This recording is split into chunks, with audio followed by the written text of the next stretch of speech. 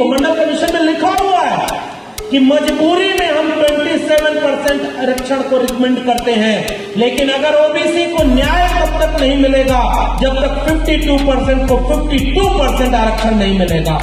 EWS आरक्षण आया, कोई आंदोलन नहीं हुआ उसके लिए, बिन मांगे मिल गया। 15% आबादी की 52% है, पता ही नहीं, और रिजर्वेशन कितना दे दिया? 10%। और ओबीसी वाले कह रहे हमको गिन तो लो एक बार, बकरी गिन लेते हो, पेड़ पौधे गिन लेते हो, और सब कुछ गिन लिए हो, इंसान गिनते नहीं। दो लोग नहीं गिन रहे हैं, एक ओबीसी को नहीं गिन रहे हैं और एक अपर कास्ट के लोगों को नहीं गिन रहे हैं, क्योंकि झोल तो यही है। आजकल तो कहा जा रहा है एससी और एसटी में भी क्रीमी लेयर आ गया। सुप्रीम कोर्ट का जज, पिताजी भी जज, बेटा भी जज, कल को कोई पैदा होगा तो बधाई देने वाला आएगा, कहेगा बधाई हो आपके यहाँ जज पैदा हुआ है। आजकल क्रीमी लेयर सब देख रहे हैं, क्रीम बनी ही नहीं, पता नहीं कहां से लेयर खोज रहे हैं उसने। बाबा साहब अम्बेडकर के 3 गुरु, तीनों में एक भी शेड्यूल कास्ट नहीं। रिश्ता देखो ना हमारा, पहले गुरु महात्मा बुद्ध, दूसरे गुरु महात्मा कबीर और तीसरे गुरु महात्मा फूले। रिश्ता हमारा वैचारिक है। इसलिए अगली बार बड़ी सी तस्वीर मैं आपको एक सलाह देके जा रहा हूं, बाबा साहब अम्बेडकर की, बीपी मंडल की और बिरसा मुंडा की, तीनों की तस्वीरें बड़ी बड़ी लगाइएगा, ताकि हमारा एक रिश्ता दूर से दिखे कि हम तीनों एक होकर के आगे की लड़ाई लड़ने चाहें।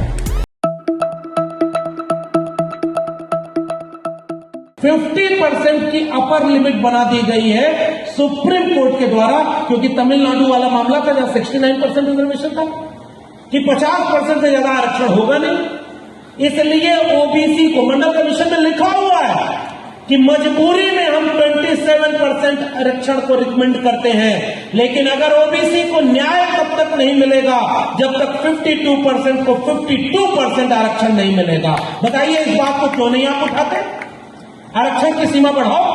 अब एक दूसरा पॉइंट सुनिए, ईडब्ल्यूएस आरक्षण आया, कोई आंदोलन नहीं हुआ उसके लिए, बिन मांगे मिल गया। 15% आबादी की 52% है, पता ही नहीं, और रिजर्वेशन कितना दे दिया? 10%। सोचिए कहां से दिया भाई, आंकड़े कहां से? और ओबीसी वाले कह रहे हमको गिन तो लो एक बार, बकरी गिन लेते हो, पेड़ पौधे गिन लेते हो, और सब कुछ गिन लिए हो, इंसान गिनते नहीं। दो लोग नहीं गिन रहे हैं, एक ओबीसी को नहीं गिन रहे हैं और एक अपर कास्ट के लोगों को नहीं गिन रहे हैं, क्योंकि झोल तो यही है। सबसे ज्यादा आबादी किसकी? ओबीसी की।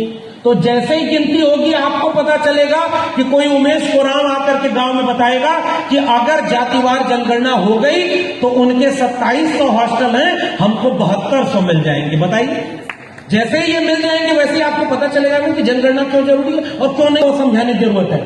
आपने 10% ईडब्ल्यूएस से रिजर्वेशन दे दिया। पिछले साल सुप्रीम कोर्ट में केस हुआ और सुप्रीम कोर्ट ने मान लिया है कि 49.5% रिजर्वेशन एससी एसटी ओबीसी को था। टेक्निकल पॉइंट समझिएगा, 10% ईडब्ल्यूएस लागू हो गया, जिसमें एससी एसटी ओबीसी को रिजर्वेशन नहीं मिलता, जानते ना। इसलिए ईडब्ल्यूएस केवल सवर्णों का आरक्षण है, ये बात कहने में कोई गुरेज तो नहीं, क्योंकि सुप्रीम कोर्ट के 2 जजेस ने कहा कि उसमें एससी एसटी ओबीसी को भी होना चाहिए। उन्होंने कहा नहीं, उसमें तो गरीब होते ही नहीं, सब जो है क्रीमी लेयर हो गए। आजकल क्रीमी लेयर सब देख रहे हैं, क्रीम बनी ही नहीं, पता नहीं कहां से लेयर खोज रहे हैं उसने। क्रीम बनी है क्या? पानी मामले में उसी आरक्षण लागू होने के 2 साल बाद हुआ कि ओबीसी के ऊपर क्रीमी लेयर थोप दिया गया। हमारे समाज के कुछ लोगों को हमसे दूर कर दिया गया, केवल इसलिए कि जो पढ़ लिख करके जागरूक होता ना, वही तो अपने समाज को जागरूक करने की लड़ाई लड़ता। यहां जागरूक लोग बैठे हुए हैं ना। इस समय ओबीसी के तमाम लोग दिन भर मेहनत किए होंगे, तब शाम को चूल्हा जला होगा, तब उनके घर में पेट में रोटी आई होगी, अगले दिन सुबह उठेंगे, फिर से कुआं खोदने जाएंगे, फिर से पानी निकालेंगे, शाम को पानी पिएंगे, फिर सो जाएंगे। बताओ, ओबीसी के लिए लड़ने के लिए उनके पास मौका है क्या? उनके पास शिक्षा पहुंची, जिसके पास रोजगार पहुंचा, वही तो अपने समाज को पे बैक टू सोसाइटी के लिए लड़ेगा। और उसी को क्रीमी लेयर में डाल दो तो फिर वो आपकी क्यों लड़ेगा? क्योंकि उसके बच्चे को तो रिजर्वेशन मिलेगा। समझ गए कि नहीं? क्रीमी लेयर का सारा झोल इसलिए लाया गया क्योंकि आपको अपने समाज से दूर कर दिया जाए और दुश्मन बना दिया जाए। आजकल तो कहा जा रहा है एससी और एसटी में भी क्रीमी लेयर आ गया।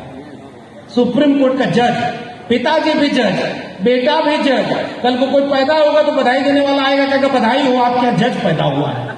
वहां क्रीम नहीं दिखती है, और यहाँ पहली पीढ़ी के लोग अभी व्यवस्थित रूप से आए भी नहीं और तुमने यहाँ क्रिमिनल लगा दिया। बहुत आरक्षण दे दिया है आपने। तो बताओ रिजर्वेशन की लिमिट 60% हो गई कि नहीं? 50% का कैप टूट गया कि नहीं? ये सुप्रीम कोर्ट माना। तो बताओ 52% आबादी को 52% आरक्षण मिलना चाहिए कि नहीं मिलना चाहिए? जोर से बोले, मिलना चाहिए कि नहीं मिलना चाहिए? तो जो भी लोग ओबीसी आरक्षण मांग रहे हैं उनको पहली मांग क्या करनी चाहिए कि ओबीसी का आरक्षण बढ़ा के 52% करो। बताओ सही कि गलत? सही। आरक्षण के दायरा को बढ़ाओ। इस कंपार्टमेंट में बहुत भीड़ हो गई है, अब नई बोगी इसमें जुड़ेगी, तब नई सवारी आए, हम सबका स्वागत करेंगे गले लगाकर। जो भी हाथ से मेहनत करने वाला है वो हमारा भाई है। हमारी लड़ाई बना करके दिखाओ कि कितने लोगों को कितना रोजगार मिला, शिक्षा मिली। इसलिए मैं बधाई दे रहा हूं, बार बार बधाई दे रहा हूं। और इसीलिए मैं दिल्ली के सारे कार्यक्रम छोड़ करके, हेमंत जी यहाँ बैठे हुए हैं और अनिल भाई हैं, उन्होंने जब कहा कि हमें यहाँ आपको बुलाना चाहते हैं, पहले नहीं आ पाया था 1-2 बार, अब वहां बनी में आया, मंडल रथ निकाल करके, जाति जनगणना जनजागृति रथ निकाल करके आप गांव गांव जो चेतना फैला रहे हैं साहब, मैं उससे आपसे हिम्मत लेने यहां आया हूं कि आप बहुत शानदार काम कर रहे हैं। और आप लोग एक बार जोरदार ताली बजा करके इस पूरे अभियान को हिम्मत दीजिए और मदद करिए, क्योंकि अगर हमारी आबादी इतनी है तो हमारे लोग कहां हैं? और उसी बिहार में मुख्यमंत्री थे कर्पूरी ठाकुर जी और यूपी में मुख्यमंत्री थे राम नरेश यादव। तो दिल्ली में से जातिवादियों ने नारा बनाया, ओबीसी समाज के लोगों अपना इतिहास पढ़ना। गालियां दी गई कि दिल्ली से चमड़ा भेजा संदेश, बार बनावे कर्पूरी और भैंस चढ़ावे राम नरेश। ये मुफ्त कर दी कि अगली बार किसी किसान कुमार के बेटी को अगर पढ़ाई करनी हो तो उसको किसी के सामने झुकना न पड़े। हमारे लोगों को जब मौका मिला तो हमारे लोगों ने न्याय किया, सम्मान दिया और अपमान सहते रहे। इसलिए मंडल आंदोलन, अगर इस देश को बचाना है, अगर इस देश को सबका देश बनाना है, सबका भारत बनाना है, तो जाति जनगणना के बिना ये देश सबका नहीं बनेगा। इस देश के दीवारों पर जाकर लिख दीजिएगा कि जाति जनगणना नहीं तो कोई जनगणना नहीं, और जब तक जाति जनगणना नहीं होगी तब तक हम चैन से नहीं बैठेंगे। सीधी बात है। अगर हम अपनी कमियों पर बात नहीं करेंगे तो यहां बैठ करके बड़ा बड़ा भाषण देकर के मैं चला जाऊंगा, आप भी बहुत सम्मान देंगे, फिर उसके बाद क्या होगा? अगला रथ कैसे निकलेगा? जनगणना कैसे होगी? हमारे समाज को हम समझाएंगे कैसे?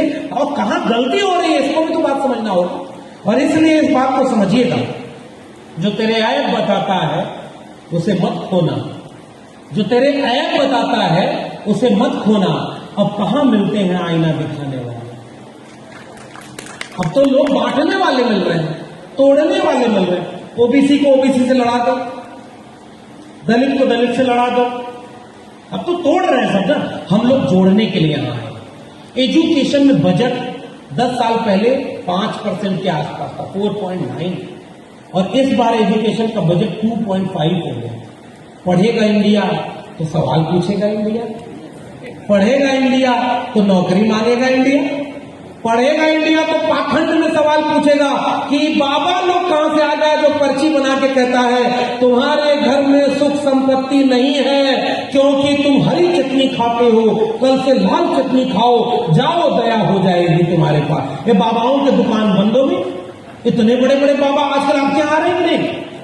एक बाबा मध्य प्रदेश का है, वो कहा कि अगर आपके बच्चा बच्ची पढ़ाई ना अच्छी करे तो उनको ना बेलपत्री पर शहद लगाकर एक जगह लगा देना और आपका बेटा पास हो जाएगा।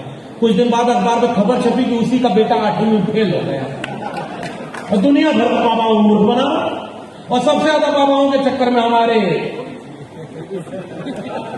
समझदार को सब धर्म यहीं पर लेकर के, अरे मैं आया पिछली बार, पता चला कि यहां भी आजकल कोई कथा उथा करने वाला आ रहा है, लाखों रुपया उसको चंदा दे रहे हैं भाई। एक छोटा सा किस्सा सुना तो 5 मिनट और बोलूंगा। बाबा साहब अम्बेडकर के 3 गुरु, तीनों में एक भी शेड्यूल कास्ट नहीं। रिश्ता देखो ना हमारा, पहले गुरु महात्मा बुद्ध, दूसरे गुरु महात्मा कबीर और तीसरे गुरु महात्मा फूले। रिश्ता हमारा वैचारिक है। इसलिए अगली बार बड़ी सी तस्वीर मैं आपको एक सलाह देके जा रहा हूं, बाबा साहब अम्बेडकर की, बीपी मंडल की और बिरसा मुंडा की, तीनों की तस्वीरें बड़ी बड़ी लगाइएगा ताकि हमारा एक रिश्ता दूर से दिखे कि हम तीनों एक होकर के आगे की लड़ाई लड़ने चाहें। संचालक महोदय बहुत शानदार बात कह के गए। जो पीढ़ियां आंदोलित नहीं होती, सो जाती हैं, उनकी आने वाली पीढ़ियां गुलाम पैदा होती हैं। इस बात को याद रखिएगा। इसलिए हमें जागना, एक हाल गुजरना होगा यार, मक्कल से बहरहाल गुजरना होगा। बच गए हम तो किसी और को मरना होगा। टाल देने से कोई मसला हल नहीं होता। एक नए दिन कोई फैसला करना होगा। आने वाली नस्लों को तबाही से बचाने के लिए जो भी करना है इसी नस्ल को करना होगा। ये मेरी बात याद करके लिख के रख लीजिएगा। आरक्षण का फायदा हमने लिया, संविधान का फायदा हमने लिया, मंडल आंदोलन का फायदा हमने लिया, और जब लड़ना हुआ, प्रदीप साहब वीआरएस लेकर के बैठे हुए हैं। बताइए, इतनी बड़ी लड़ाई इन लोगों ने लड़ी, हमारी आंखों के सामने वो लड़ाई छीनी जा रही है और हमारी नई पीढ़ी को पता ही नहीं। इस कार्यक्रम में अगली बार इतनी मेहनत करिएगा कि 500 नहीं 5000 50,000 के बिल आए, तब मानेंगे हम कि ओबीसी शेर है, जाग गया। बताओ, ओबीसी समाज का कोई हक मुसलमानों ने छीना क्या? ओबीसी के आरक्षण का विरोध किसी मुसलमान ने किया क्या? और जब देखो तब ये मंदिर और मस्जिद के नाम पर लड़ाने वाले मुसलमान को दुश्मन बनाकर हिंदू बना देंगे आपको। और आपको जब हिंदू बनाते हैं तो आप भी जरा पूछो ना कि ओबीसी भी हिंदू था, तो बताओ सुप्रीम कोर्ट में कितने जज ओबीसी के पहुंचे हैं? बताओ, अगर ओबीसी भी हिंदू है तो सुप्रीम कोर्ट से लेकर के विश्वविद्यालयों में कितने प्रोफेसर ओबीसी के? और इसीलिए जातिवार जनगणना बहुत जरूरी है। धर्म में, धर्म दिल में होता है। मुंह को कहां ढूंढे रे बंदे, मैं तो तेरे पास में, ना मैं मंदिर ना मैं मस्जिद ना काबे कैलाश में, ना मैं जप में ना मैं तप में ना मैं व्रत उपवास में, खोजी हो तो तुरते मिली हो पल भर की तलाश में। कहे कबीर सुनो भाई साधो, मैं तो हूं विश्वास में, और हमको बाहर के नाम पर लड़ाया। न्याय की लड़ाई है। इसी बात को गांव गांव पहुंचाइएगा। इस देश में कभी कोई दंगा नहीं हो सकता, और दंगा में हमारे लोगों को इस्तेमाल करते हैं। मंडल कमीशन कह रहा है कि हर जिले में एक हॉस्टल बनेगा, तो मैं इसीलिए हॉस्टल की बात कह रहा हूं। मंडल कमीशन कहता है सर विशेष कोचिंग सेंटर बनेंगे ओबीसी बच्चों के लिए, विशेष एक भी लागू नहीं हुई। और हमारी संपत्ति को कोई और लूट करके कभी सरकार बना रहा है, कभी महीना महीना अपने बेटा बेटी का ब्याह कर रहा है, शादी कर रहा है, और कभी पैसा लूट करके विदेश भाग जा रहा है। और हमारे लोग गरीब हैं, 80 किलो लोगों को 5 किलो अनाज 80 करोड़ लोगों को मिल रहा है। 80 करोड़ में से 70 करोड़ ओबीसी होंगे। बताइए गलत कह रहा हूं सही? जो मंडल कमीशन लागू होता तो ये मंदिर वाले लड़ाने वाले लोग इतना बर्बादी नहीं करते, और हमारे लोगों को कंगाल बना दिया।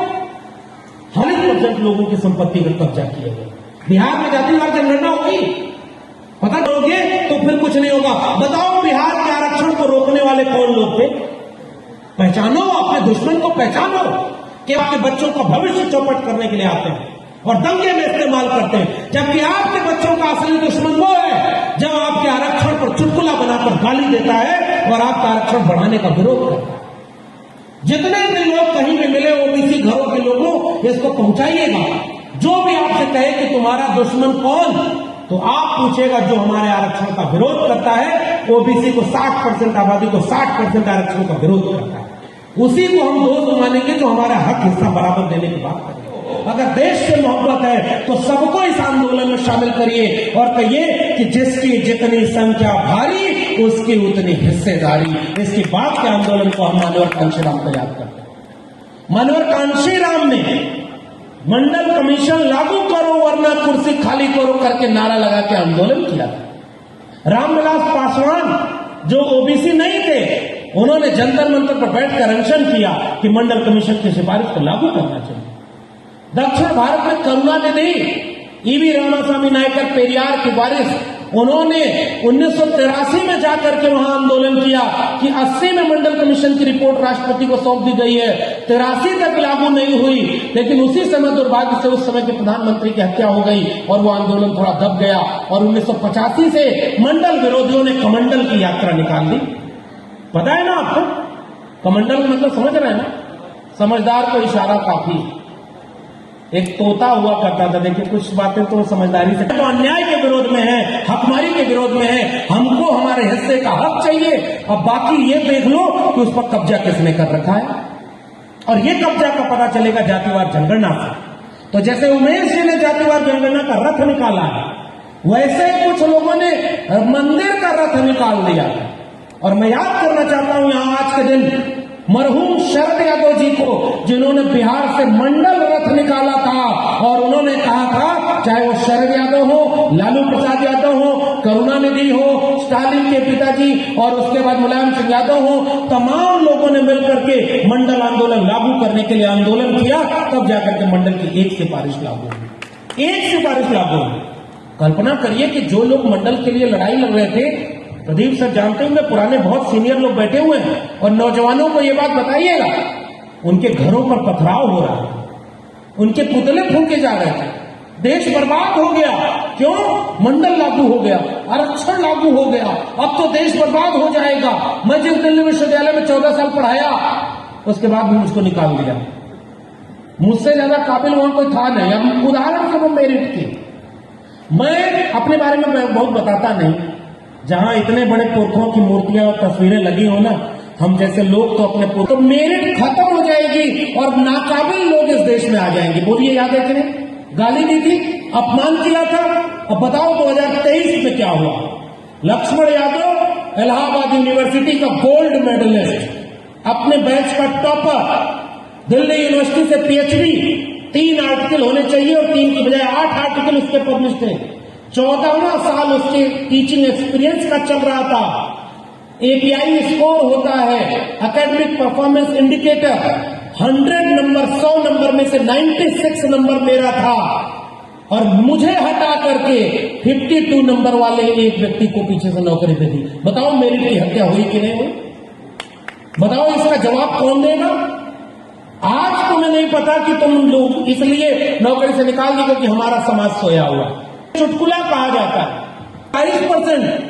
बताओ, पुराने बुजुर्ग लोगों, सम्मानित लोगों, देश का कोई एक संस्थान ऐसा बता दो जिसमें 27% ओबीसी को पूरा हक मिल गया हो। बताइए, कोई संस्थान है?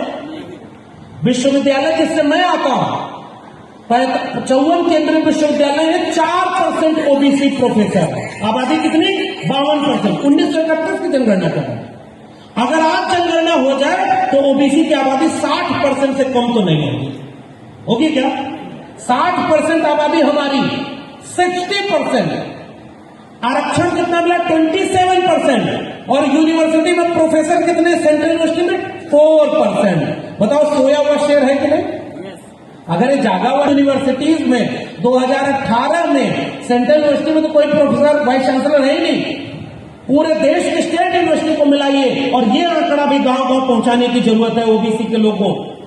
596 कुलपति है पूरे देश में, 2018 का आंकड़ा है। उसके बाद तो आईटीआई बंद हो गई। 6 कुलपति शेड्यूल कास्ट, 6 शेड्यूल ट्राइब और 36 यानी 36 कुलपति ओबीसी के, और 550 कुलपति कौन? समझ गए ना? जिन्होंने अपने लिए कुछ और कहा था, वो कहां से पैदा हुआ है? धरती पर हम उनके अवतार हैं। तो इतना बड़ा शेर की आबादी और वाइस चांसलर 1% भी नहीं। सुप्रीम कोर्ट में जज कितने ओबीसी के? अपवाद में एक आध कोई होगा, बाकी आपके सुप्रीम कोर्ट में जज 7 जुडिशरी में उन लोगों के हैं जज जिनकी आबादी 10% है। देश के 100 बड़े उद्योगपतियों में से एक भी ओबीसी है क्या? 100 बड़े उद्योग